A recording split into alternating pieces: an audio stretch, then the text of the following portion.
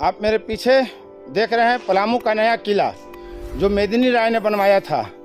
कहा जाता है कि जब मेदिनी राय की सत्ता चलती थी, सरकार थी, उनका राज था, तो पलामू घर घर में मथनियाँ घूमती थी, यानी दूध दही मट्ठों की कमी नहीं थी। काफ़ी खुशहाल था पलामू।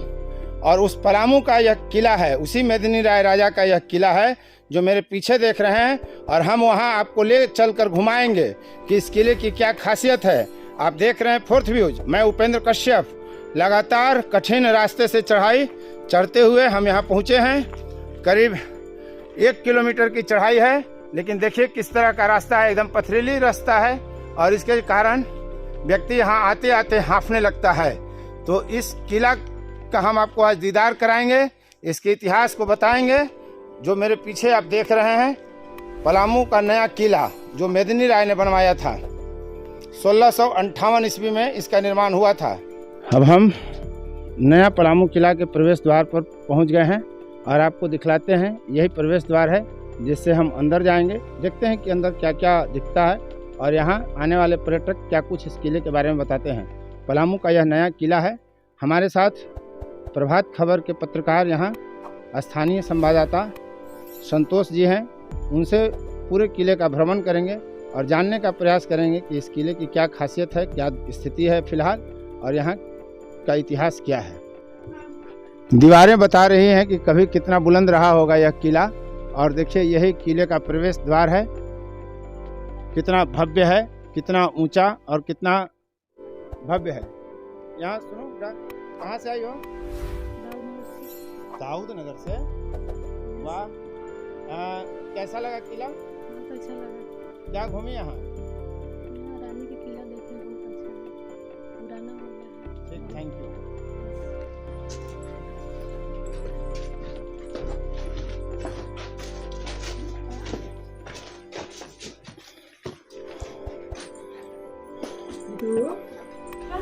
तो आइए, अब आप इस नए किले को देख रहे हैं। ये किला पहाड़ी पर स्थित है, औरंगा नदी के किनारे ही है।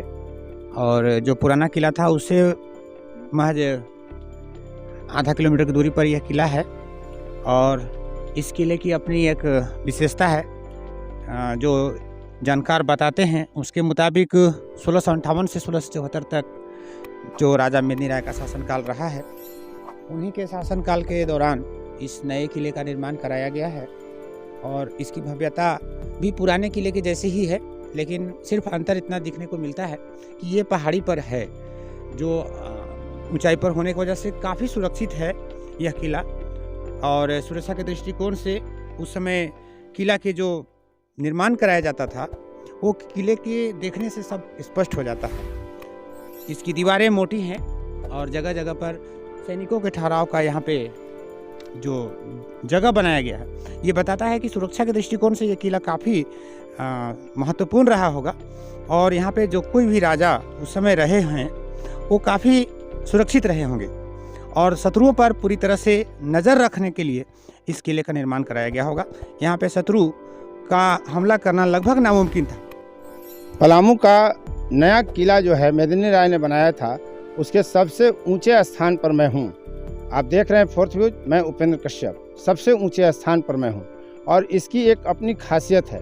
खासियत यह है कि यहाँ से मशाल जलाकर शाहपुर में स्थित जो किला है उसे संदेश दिया जाता था, और फिर वहाँ से मशाल जलाकर यहाँ रहने वालों को संदेश दिया जाता था। ये इतना ऊंचा स्थान है कि वहाँ से आप नीचे की हर गतिविधि पर नज़र रख सकते हैं। लेकिन नीचे अगर जो आपका आक्रांता शत्रु है वो यदि आ रहा है, चाहे वो मुगल रहे हों, चाहे अंग्रेज रहे हों, कोई भी, तो वह आपको नहीं देख पाएगा। लेकिन यहाँ जिस स्थान पर मैं खड़ा हूँ, यहाँ खड़े होकर सभी लोग नीचे आने वाले तमाम खतरों को देख सकते थे। तो नीचे का नज़ारा क्या है अब आपको हम दिखलाते हैं। तो अब मैं किले के सबसे ऊंचे हिस्से पर हूँ और नया किला जो कि मैं आपको अभी यहाँ भ्रमण कराने लाया हूँ, आप देख रहे हैं। यहाँ का जो विहंगम दृश्य है, देखने के बाद सारी थकान मिट चुकी है हम लोगों की। काफ़ी देर से हम लोग यहाँ पे हैं और किले के कई वैसे हिस्से को भी हमने आपको दिखाने का प्रयास किया है, जो अभी तक कई लोगों के नज़र से वह दूर है। यहाँ पे भी बहुत कम लोग पहुँच पाते हैं, क्योंकि सबसे ऊपरी हिस्सा है और ये जो हिस्सा है इसको स्थानीय लोग चरखी कहते हैं। और यहाँ से जो आप नज़ारा देख रहे हैं, करीब 20 किलोमीटर के रेडियस तक के नज़ारे को आप देख सकते हैं।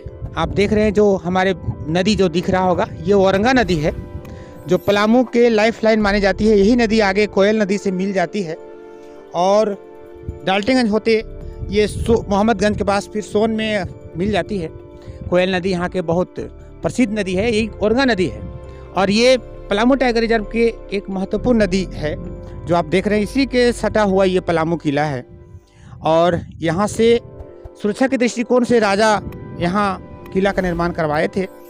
राजा मेदिनी राय के समय में कहा जाता है कि ये किला के जो ऊपरी हिस्सा है, यहाँ पर राजा बैठते थे आराम के समय में और यहाँ से अपने सभी नज़ारे को रखते थे।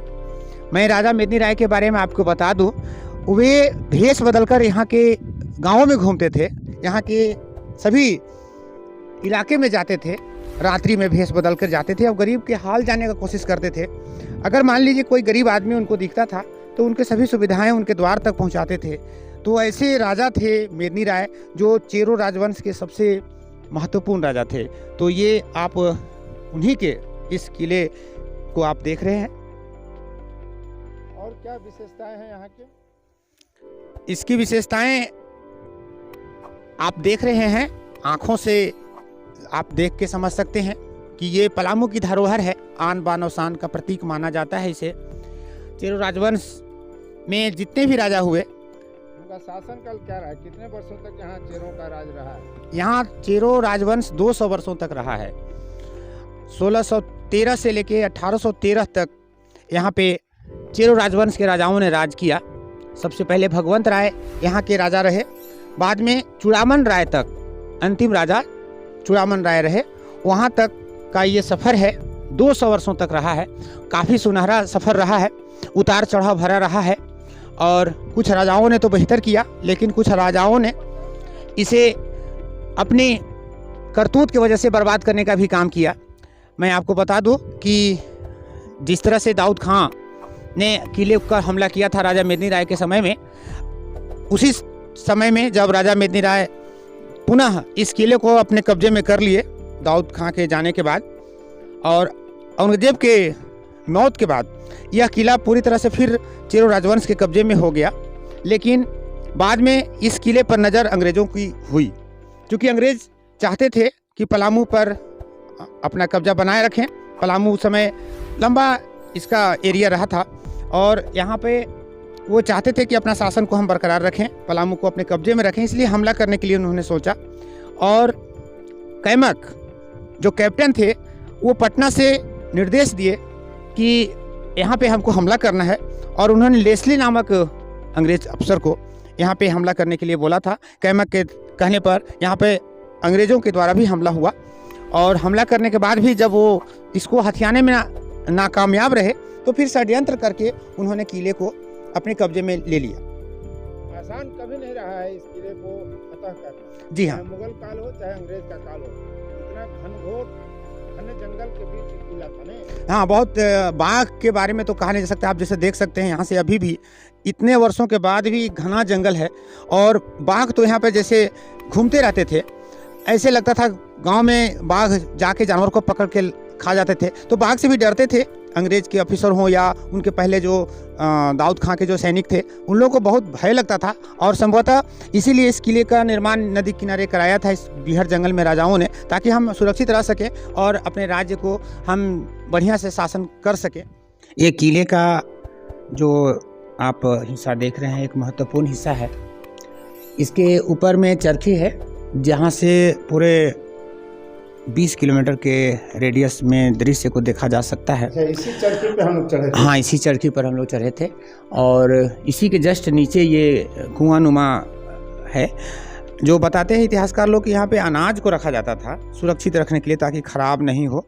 कुछ इस तरह का बनाया गया था कि समय पर इसको हम रख सकें। कुछ लोग बोलते हैं कि गहना जो आभूषण होते थे राजाओं के, जो सोना चांदी या जो कुछ भी उनके पास कीमती सामान होता था, उसको भी यहाँ रखते थे। पूरा तरह से सुरक्षित था और पूरा इसकी सुरक्षा के बीच में इसको रखा जाता था, क्योंकि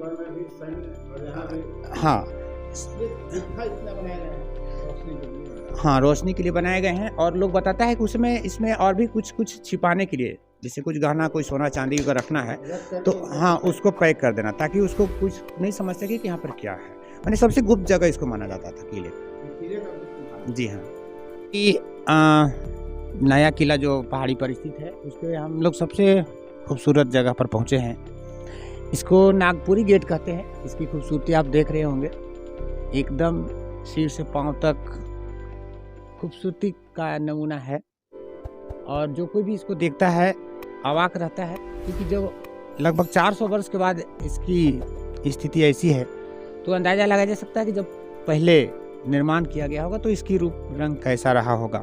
लेकिन हमलावरों के द्वारा इस पर लगातार हमला किया गया, क्योंकि मुख्य गेट था ये और एक आन बान और शान का प्रतीक था राजा का। तो उस समय हमलावर जो थे इसे ध्वस्त करना चाहते थे और उन्होंने अपने इस मंसूबे को कामयाबी भी हासिल किया। तो ये बहुत ही काफ़ी महत्वपूर्ण दृश्य आपके सामने है, जो नए किले का एक महत्वपूर्ण पार्ट है। तो आप देख रहे थे फोर्थ व्यूज उपेंद्र कश्यप और संतोष के साथ। आपने पलामू के नए किले का भ्रमण किया, आपको कई अच्छी जानकारियां यहाँ दी गई। तो यदि अब तक आपने चैनल को सब्सक्राइब नहीं किया है तो चैनल को सब्सक्राइब करें, शेयर लाइक कमेंट जरूर करें। धन्यवाद। फोर्थ व्यूज, चौथा विचार।